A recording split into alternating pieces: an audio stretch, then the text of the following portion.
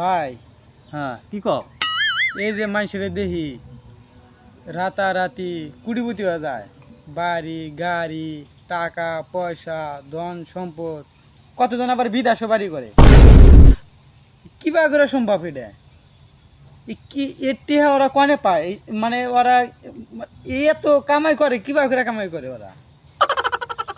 আমার মাথায় এই ঢোকে না এটা, ওরা যে এই যে কামাই করে গাড়ি বাড়ি করে। হ্যাঁ কই তোমারে কোন মনে করো যে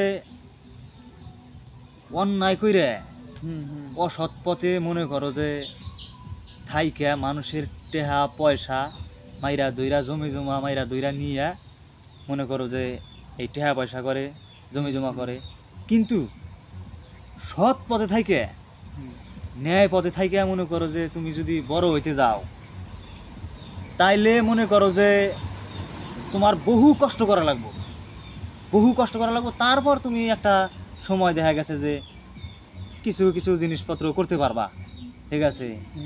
তাছাড়া আর একটা জিনিস কথা মনে রাখবা যে সৎ পথে থাইকে আসলে মনে করো পিন্ডার কিছু থাকে না।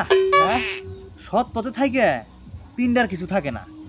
যেমন মনে করো যে যে যদি একটা উদাহরণ দেই, আগে যে সিনেমা দেখছাও না? হ্যাঁ হ্যাঁ হ্যাঁ মান্নার আছে না? হ্যাঁ যে লুম্বা টুম্বা করে। হ্যাঁ। হুম হুম বাড়ি কিন্তু টাঙ্গাইল, হুম হুম ঠিক আছে, কালিহাতি এলেঙ্গা। হুম তুই যে মান্নার ছবি তো দেখছাও? হ্যাঁ দেখছি, মেলা ছবি দেখছি ওরে। তেলি মান্নার ছবিতে দেখো নাই? মনে করো যে মান্না কিন্তু বেশিরভাগ ছবিতেই মনে করো যে গরিবের অভিনয় করছে, হ্যাঁ সৎ পথে থাকছে, হুম হুম কোনো ধরনের মনে করো অন্যায় টন্যায় করে নাই।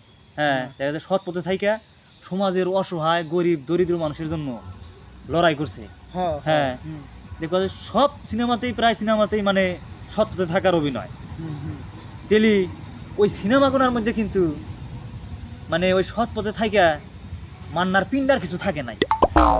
সৎ পথে থাকে কি পিন্ডার কিছু থাকছে? না না, এই যে মায়ের খাইছে, এই যে ভিলেন গুয়াতে মার খাইছে, মার কিন্তু দিছে, হ্যাঁ মায়ের দিছে কিন্তু না? দিছে। হ্যাঁ এটা কিন্তু ঠিক, মায়ের মার দিছে। দিছে, মায়ের যা দিছে গো, হ্যাঁ আবার ফাইটিং কি ফাইটিং।